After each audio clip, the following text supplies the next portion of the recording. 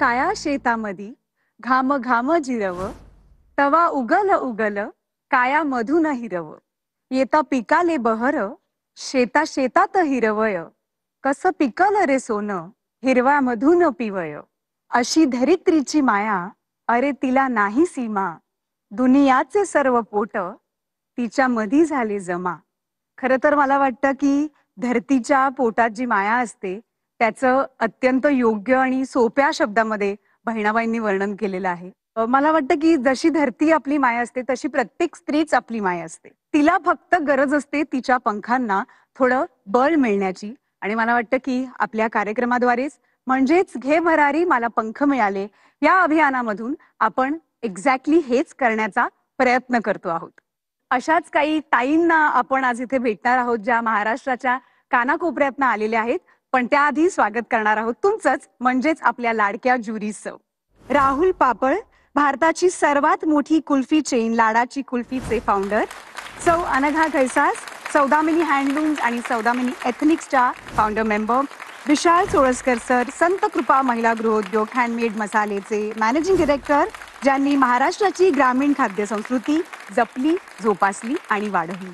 आणि आज आपल्या बरोबर आजचे विशेष अतिथी आहेत Girish Nair sir, associate director Flipkart group, जे देश उभारणीच्या विविध उपक्रमांचे नेतृत्व करतात. सर, खूप खूप स्वागत आहे तुमचं. तर अजिबात वेळ न घालवता स्वागत करूया आजच्या आपल्या पहिल्या उद्योजिका ताईंचं.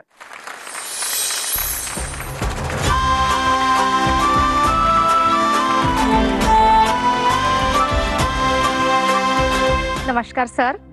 नमस्कार मॅडम. माझं नाव सौ अर्चना संतोष माने, मुक्काम पोस्ट जवळगाव, तालुका हिमायतनगर, जिल्हा नांदेड. माझा व्यवसाय जो आहे तो सेंद्रिय शेती, याच्यामधून मी ड्रॅगन फ्रूट काढले. माझा आतापर्यंतचा जो प्रवास आहे तो मी छोट्याशा एका क्लिप मध्ये तुम्हाला दाखवते.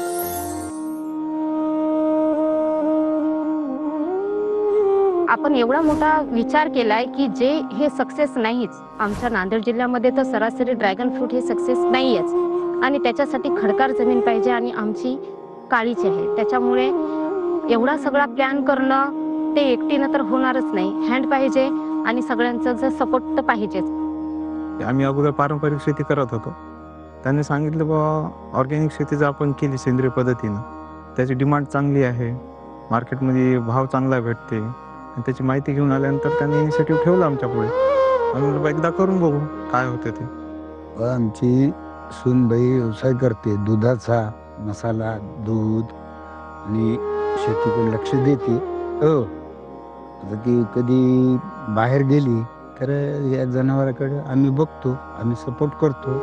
मला याच्यामध्ये खूप सक्सेस व्हायचं आहे. त्याच्यासाठी मला माझ्या घरचे खूप सपोर्ट करतात. माझ्या मुलांबाळांपासून माझा सपोर्ट असतो. आतापर्यंत मी कुठे जरी बाहेर गेले तर माझी मुलगी, माझे मुलं म्हणते मम्मी तू जा, आम्ही घरचं पाहून घेतो. आणि मला हेच सक्सेस आणि हे असंच पुढे पण चालवायचं आहे.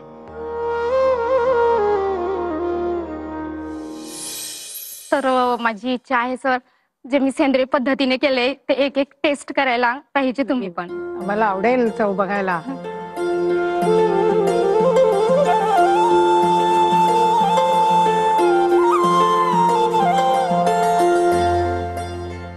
अप्रतिम चव आहे.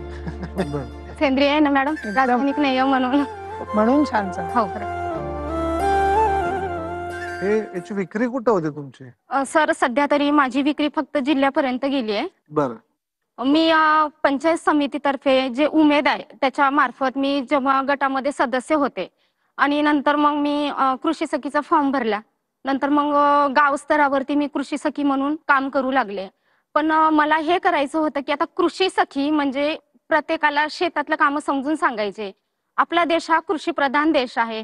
तर याच्यामधून मला रासायनिक काढून सेंद्रिय जे आपल्या आरोग्यासाठी हल्ली फायदेशीर आहे, तर मला असं आगळं वेगळं काहीतरी करायचं होतं की म्हणजे गाववाल्यांचं लक्ष माझ्याकडे गेलं पाहिजे की हे कशा पद्धतीने करताय तुम्ही.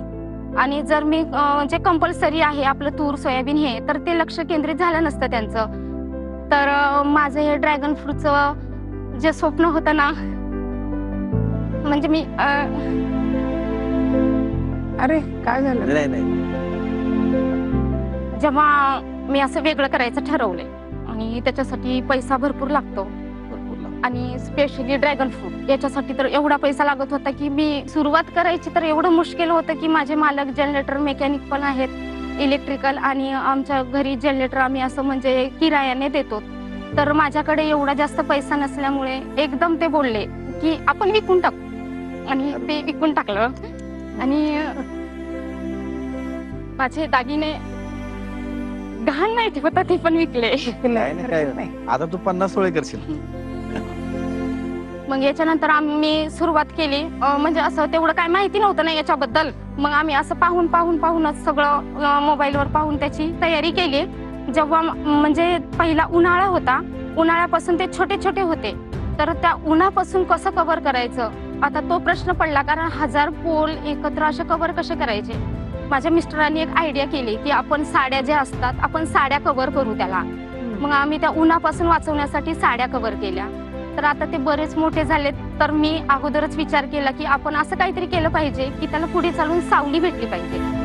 तर मी आंतरपीक म्हणून त्याच्यामध्ये 2 पोलच्या मध्ये शेवग्याचे झाड रोप आणून म्हणजे घरीच तयार केले रोप आणि प्रत्येक झाडाच्या मध्ये 2 मध्ये 1 2 मध्ये 1 असं शेवगा लावलाय. आता ते भरपूर मोठा झालाय कारण त्याची वाढ अशी खूप लवकर होते. माझं स्वप्न एकच आहे की माझ्यासाठी फक्त एक मिनी ट्रॅक्टर मला पाहिजेच.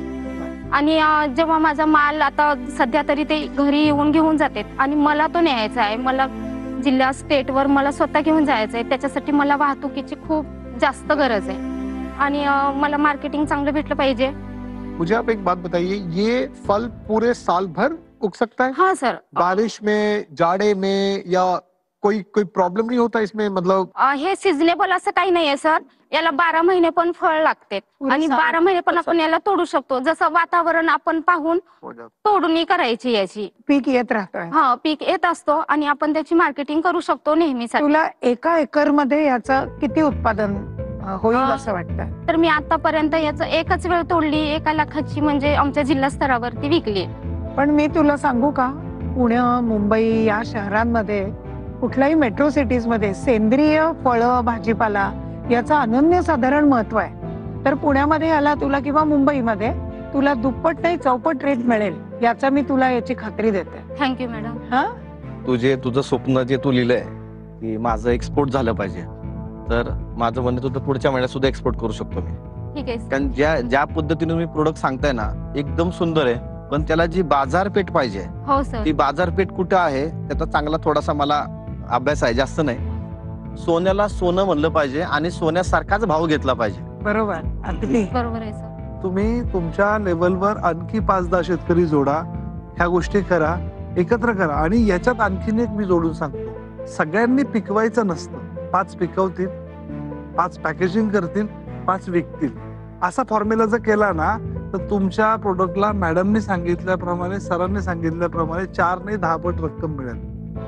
सरकार का एक स्कीम है, 1 डिस्ट्रिक्ट 1 प्रोडक्ट. अगर नांदेड़ में आप ये बनाते हो तो आप सरकार के थ्रू ये प्रमोट भी करवा सकते हो. आता तुला जी रक्कम लागणार आहे त्याच्यावर आम्ही चर्चा करतो.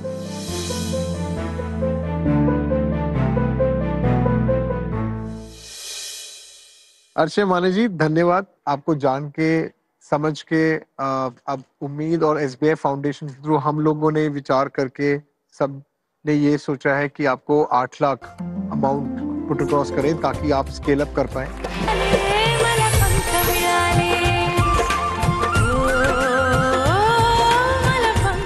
सौदामिनी हँडलूम पुणेकडून तुला खास साडी, आद्या पुणेकडून चांदीची नथ. हँडमेड मसाल्यातर्फे तुम्हाला महाराष्ट्रीयन मसाल्यांची परंपरा भेट देतात. आता भेटणार आहोत रसिका ताईंना, ज्या आल्यात पुण्याहून आणि त्यांचा आहे मसाल्यांचा व्यवसाय. नमस्कार. मी रसिका मंगेश पायगुडे, मुक्काम पोस्ट कुडजे, तालुका हवेली, जिल्हा पुणे. माझा अदित मसाले हा व्यवसाय आहे. सर्व प्रकारचे मसाले. जो माझा व्यवसायाचा जीवन प्रवास आहे तो छोट्याशा क्लिप मधून मी तुम्हाला दाखवत आहे, तो तुम्ही पाहावा. पण जॉब नोकरी म्हटलं की आपण स्वतः मालक नसतो. आणि व्यवसाय म्हणजे आपण स्वतःचे मालक. आपण कधी ते येऊ शकतो, बंद करू शकतो, तेव्हा आपण आपल्या स्वतःचं हे असते. आणि त्यात किती छोटी मुवमेंट केली तरी तो स्वतःला आनंद असतो. त्यावेळेस मला माझ्या फॅमिलीचा पूर्ण सपोर्ट होता. माझे मिस्टर, सासू सासरे यांचाही सपोर्ट होता. सगळ्यात मला सपोर्ट होता तो माझ्या मिस्टरांचा होता. का तर मी डिप्लोमा होल्डर होती, माझा जॉब परमनंट जॉब होता, तरी ते मला म्हटले की तू व्यवसाय कर. व्यवसाय चालू असताना त्यांचा मला 100% पाठिंबा होता. तू महिला आहेस तर तू मागे थांबायचं आणि मी पुढे जाणार असं नाही. तू आहेस ना, तू करते ना, तूही पुढे जाऊ शकतेस, तू सगळं करू शकतेस, असा मला त्यांचा पाठिंबा असतो नेहमी. असंच माझ्यासारखं सर्वांना मी असं आव्हान करेल की असंच तुमच्या धर्मपत्नीला सहकार्य करा आणि एक त्यांच्यामध्ये जी तुमच्या सहकार्याने जी ताकद उभी राहते, जो एक आत्मविश्वास येतो, तो खूप मोठ्या प्रमाणात येतो आणि ते खूप मोठं काहीतरी घडून जातं. मी व्यवसाय हा का निवडला? कोरोनाच्या काळामध्ये माझं लग्न सन 2020 मध्ये झालं आणि त्यानंतरच लॉकडाऊन पडलं. लॉकडाऊन पडल्यानंतर असं लक्षात येते की जीवितहानी जास्त प्रमाणात होत होती. तर ती कशामुळे झाली? तर इम्युनिटी पॉवर कमी असल्यामुळे. मग त्यासाठी आपण काही करू शकतो का? आपण एक समाजाचं कुठेतरी देणं लागतो हे लक्षात घेऊन असं लक्षात आलं की आपण एक व्यवसाय करावं. हे मिस्टरांच्या कानावर घातलं. ते म्हटले तू करू शकतेस. तू आज म्हणजे मी नोकरी करत असताना 40 महिला हँडल करत होती. तर तू व्यवसाय नक्कीच करू शकतेस, तू कर, तुला आमचा सगळ्यांचा सपोर्ट असेल. मग व्यवसाय करायचा तर कोणता करायचा? त्याचं सर्चिंग करत असताना असं लक्षात आलं की मसाला हा एक जीवनाचा अविभाज्य भाग झालाय. आपण कोणताही म्हटलं तरी मसाला हा येतोच. मग युट्यूबवर, सोशल मीडियावरती काही 2 ते 4 प्रकारचे मसाले रेसिपी पाहिल्या आणि त्या चालू केल्या. तर ते मी पहिल्यांदा मिक्सरवर करत होते. मिक्सरवर केले, पहिल्यांदा मी घरी ट्राय केले, घरच्यांना आवडले, थोडे गावातल्या लोकांना दिले. ते म्हटले छान प्रकारे आहे तर तू पुढे चाल. मग पुढे जाण्यासाठी तर काहीतरी एक प्रशिक्षण पाहिजे आपल्याला. खादी ग्रामोद्योग मध्ये मी मसाल्यांचं सखोल असं प्रशिक्षण घेऊन 35 प्रकारचे मसाले चालू केले. पारंपरिक पद्धतीने लोकांना जास्त आवडतं, मग मी त्याचं चुलीवरती भाजून ते ही करतो. कच्चा माल पण उत्तम दर्जाचा घेतो, पारंपरिक ते भाजतो आणि पर्यावरणपूरक असं पॅकेजिंग करून ते विकतो. खूप सुंदर. मुंबईला जातोय माझा माल, ऑर्डर्स आहेत, पण तिथपर्यंत मी रोज नाही पोहोचू शकत. मग मला गाडी असतील ना की मी 2 ते 4 गाड्यांचा विचार करते की त्या प्रत्येक ठिकाणी असं म्हणजे वर्गीकरण करणार की इकडे ही गाडी गेली पाहिजे, तिकडे तिथपर्यंत मला तो कानाकोपऱ्यात पोहोचवायचा आहे मसाला. मला अजून एक ग्राइंडर आणि डंक घ्यायचा आहे, कारण आता मी पारंपरिक पद्धतीने करते, चुलीवर भाजते, पण माझं ग्राइंडर आहे. जर मी ते डंकावर केलं तर अजून जास्त प्रमाणात त्याला मागणी होऊ शकते. त्याचं मार्केट कुठं शोधलं, म्हणजे कुठं विक्री होते? म्हणजे आता आमच्या गावात भरपूर हॉटेल्स आहेत आणि उमेदाने आम्हाला सरस असे प्लॅटफॉर्म निर्माण करून दिलेत. रिसेलर पण आहेत माझे भरपूर प्रमाणात. एक्सपोर्टचा माझा आयसी सुद्धा आहे. अरे वा. महाराष्ट्राच्या बाहेर आपण आता कुठं देतोय का? म्हणजे आपण अजून स्वतः गेलेलो नाहीये, पण सिडनीला गेलेला आहे आणि आता एक सोडस्को कंपनी आपल्या बरोबर आता डील करत आहे. पण माझं फर्म अजून तेवढ्या ह्याच्यामध्ये झालेलं नाहीये, ते मला वाढवायचंय आणि जास्त हे करायचं. आता सोडस्को ही फ्रान्सची कंपनी आहे ना, ते आपल्यासोबत डील करतायत. अरे वा, क्या बात आहे. शुभेच्छा तुम्हाला. पहिली ताई आहे की तिने सांगितलं की माझा प्रोडक्ट गेलाय. चुलीवरचाच हा अट्टास का? त्यातलं जे पोषक घटक आहे तसंच राहतं. आता मशिनरी आले, रोस्टर आहेत त्यासाठी अवेलेबल, पण जर चुलीवर भाजलं तर त्यातले जे पोषक द्रव्य आहे ते आहेच्या तसेच राहतात भाजल्यावर चुलीवर. मला कायम वाटतं की तुम्ही जे चिकनचे मोठे ब्रँड आहेत तर त्यांना आपण टॅप केलं पाहिजे. जेवढी तुझी विजिबिलिटी वाढेल तेवढा तो लोक मागतात. म्हणजे 2 किलो चिकन घेतलं, 1 किलो चिकन घेतलं, तो काय करतो तिथल्या इथं पुढे घेतो लगेच. काय कर की त्यांच्याशी तू टाईप कर. आणि मी FMCG मार्केट 24 वर्ष केलेलं आहे. मला चांगलं माहित आहे की जो विकतो ना त्याला 2 पैसे मार्जिन जास्त दिलं ना, तो पोट तिटकीने सांगतो हा मसाला की हा चांगला आहे आणि त्यात तुझा चांगलाच आहे. तर हे ब्रँडिंग खूप छान होईल. त्यामुळं तू बिनधास्तपणे ना 2-4 सेल्स पण लाव. त्यांना काय सांगायचंय कस्टमरला, म्हणजे चिकन दुकानावर एक्झॅक्ट काय सांगायचंय याचं ट्रेनिंग मी तुला फुकट देईल. हो हो, thank you sir. Of course competition है, 5% ज्यादा दो. एग्जैक्टली. आप उनको मार्जिन थोड़ा ज्यादा दो. ये ऑफलाइन में तो एक बार स्केल अप हो गया तो फिर तो कोई मतलब देखने की जरूरत ही नहीं है. तुला जी काय भरारी घ्यायची आहे बाहेरच्या देशात तर त्याच्यावर थोडंसं आम्ही चर्चा करतो आता, आणि तुला एक रक्कम ती आम्ही आता थोडस विचार करून तुला सांगतो आम्ही.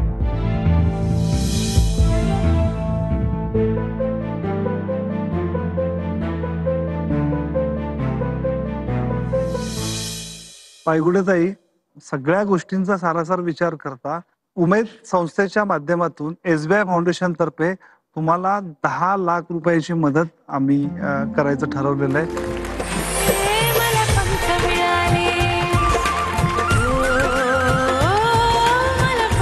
सौदामिनी हँडलूम पुणेकडून तुला 7 साडी, आद्या पुणेकडून चांदीची नथ. हँडमेड मसाल्यातर्फे तुम्हाला महाराष्ट्रीयन मसाल्यांची परंपरा भेट देतात.